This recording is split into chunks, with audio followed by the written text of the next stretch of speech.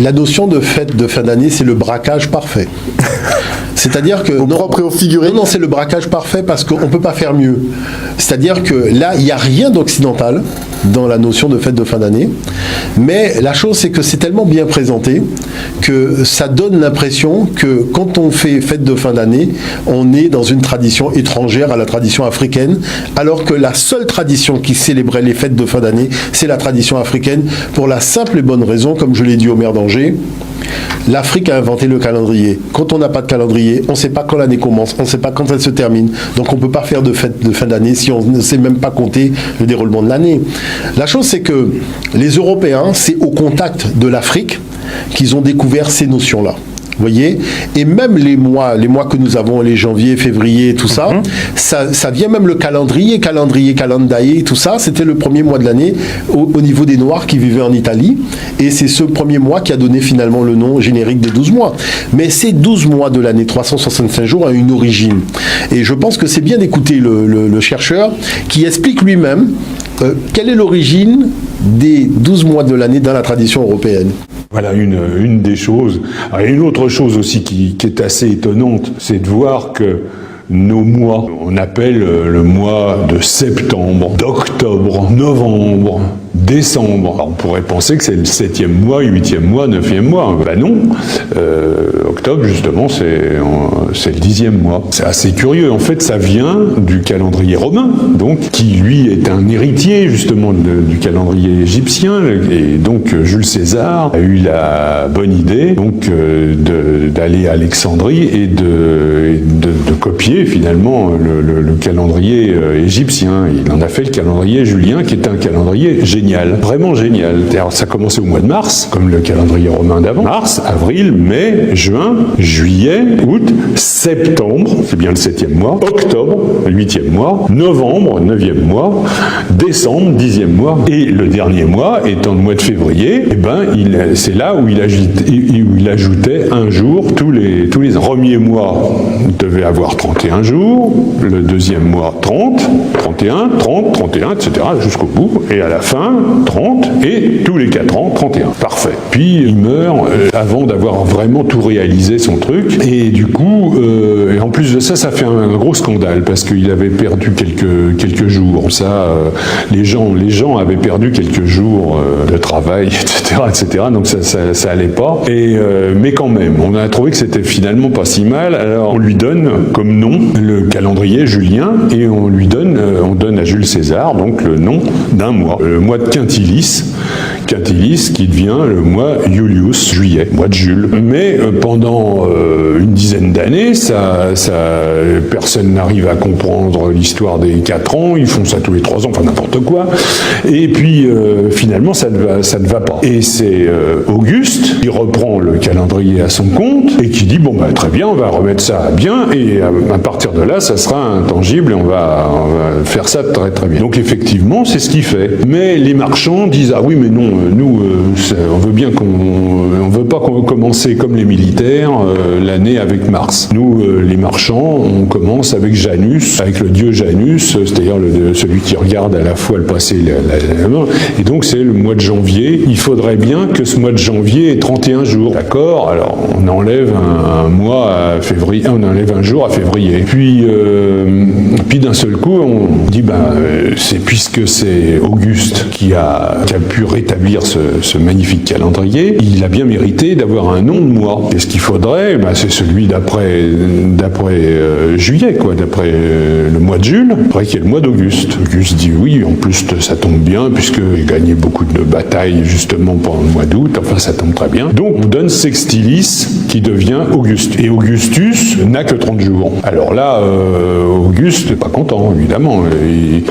Jules César a un mois de 31 jours, et lui il n'aurait qu'un mois de 30 jours, c'est pas possible. Donc il rajoute un jour. Pour ça que août a 31 jours, et évidemment on en enlève encore un autre à février. Et donc effectivement notre mois de février devient un mois de 28 jours, et voilà. Alors je suis content effectivement que vous repassiez ce document, puisque j'étais tombé dessus il y a à peu près 2 ou 3 ans de ça, et j'avais trouvé ça particulièrement choquant effectivement de se rendre compte que notre calendrier en fait était basé sur des égos, égos d'hommes, des égos d'hommes qui avaient été construits là-dessus. Effectivement. Mais c'est-à-dire que ce qu'il y a de dommage, c'est que quand cette notion est présentée aux élèves, on ne dit pas que ça vient d'Afrique. Vous voyez, on ne dit pas que le calendrier de 365 jours avec les 12 mois de l'année vient du continent africain. Vous voyez, ça qui est dommageable. Maintenant, la problématique de fond, quand on arrive à la période de fête de fin d'année, c'est que on voit véritablement à quel point l'Afrique noire a initié l'Europe sur la voie de la civilisation. Parce que quand c'était les fêtes de fin d'année, la population africaine de l'époque avait l'habitude de se souhaiter la bonne année. Donc on disait bonne année, donc Renepet Neferet, Oupchen Renefet Neferet, on va voir ça tout à l'heure. Et c'est vrai qu'on se faisait des cadeaux. Donc toute cette tradition festive de se souhaiter donc les meilleurs vœux, meilleur nouvel an, et de se faire des cadeaux, vient du continent africain. Mais le temps que les Européens ont passé en Afrique au contact de cette civilisation, parce que tout commence avec Alexandre le Grand qui arrive en 332 de l'ère ancienne africaine, eh ben, il voit une civilisation qui fonctionne avec ses fêtes. Et le côté grandiose et majestueux de toutes ces fêtes-là va faire que, finalement, ils vont vouloir copier ces fêtes-là, mais les habiller avec un certain nombre de choses. Et c'est pour ça que je dis, parce que je vois un certain nombre de choses, beaucoup de gens essayent d'expliquer les fêtes de fin d'année par l'entremise de la civilisation romaine ou l'entremise de la civilisation grecque. Il faut savoir que le savoir des Romains et le savoir des Grecs vient du continent africain. Et il va y avoir une espèce d'habillage que je vais essayer de vous expliquer vraiment très simplement. Le nouvel an en Afrique se passait le 19 juillet. C'est-à-dire le 19 juillet, c'est le nouvel an. Et il y a une étoile particulière qui apparaissait dans le ciel, qu'on appelle le lever iliaque, en même temps que le soleil, donc qui est l'étoile Sotis, l'étoile Sirius. Et c'est cette étoile-là qu'on plaçait au sommet d'une petite construction pyramidale. Et c'est pour ça qu'au sommet du sapin, on met l'étoile.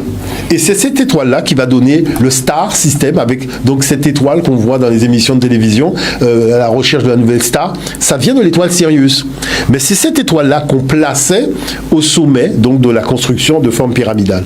Maintenant, autre chose, c'est que la divinité même de cette étoile, c'est aussi, Sopédète, c'est la forme pyramidale. C'est déjà ce triangle très élevé avec l'étoile au-dessus, puisque effectivement, cette divinité avait l'étoile sur la tête. Donc, qui est autre que l'étoile Sirius d'Acéta, donc d'Isis, donc la fameuse épouse d'Osiris. Donc, on voit qu'à ce niveau-là, les choses sont quand même extraordinaires. Maintenant, le deuxième problème qui vient se greffer là-dessus, et là, je dis, il faut vraiment être très pédagogique pour comprendre ça, c'est que les mouvements religieux judéo-chrétiens ont plagié une fête africaine qui se déroulait en décembre. Et ce plagiat, il est quand même éhonté parce qu'on ne peut pas combattre ce qu'on appelle le monde païen et récupérer en même temps ce qui était de l'ordre du monde païen. Maintenant, qu'est-ce qu'on appelle le monde païen? Le monde païen, c'est un monde qui a considéré que la spiritualité prévaut sur la religion.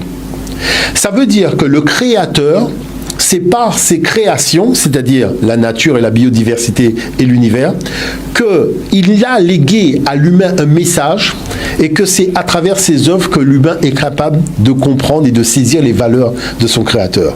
D'où le fait que dans le cadre de la perception spirituelle, les éléments de la création sont pris en considération dans cette spiritualité. Maintenant, ce qui va se passer de l'autre côté, c'est qu'on va prendre les choses de la création comme de simples objets, ce qu'on appelle des Legos, en disant à l'homme que tu vas dominer la nature. C'est-à-dire que d'un côté, on a une perception qui dit à l'homme, tu es dans le cadre de la nature, donc cette nature est à l'intérieur et à l'extérieur de toi, donc elle a été ordonnancée à un moment où tu n'existais pas, tu es arrivé au moment où il y a eu la victoire de l'ordre sur le désordre dans la création, à charge pour toi de pouvoir par ton intelligence contribuer à cet ordre universel. De l'autre côté, vous avez quelque chose de complètement ahurissant qui va dire que tu vas imposer un ordre humain sur l'ordre naturel, ce qui nous a donné la pollution, les changements climatiques et tout le résultat que nous avons, c'est le résultat de tout cela. Vous voyez? Et ce qui est intéressant, c'est de voir le deuxième document. Parce qu'en parler comme ça, je dirais, ça donne l'impression que, voilà, on a soulevé la cocotte minute, mais il faut regarder ce que disent les chercheurs eux-mêmes. Prenons le temps de regarder le deuxième document, et là, les choses sont déjà explicitées avec beaucoup plus de détails. On y va. Les bergers de Luc jouent un grand rôle dans le Noël chrétien.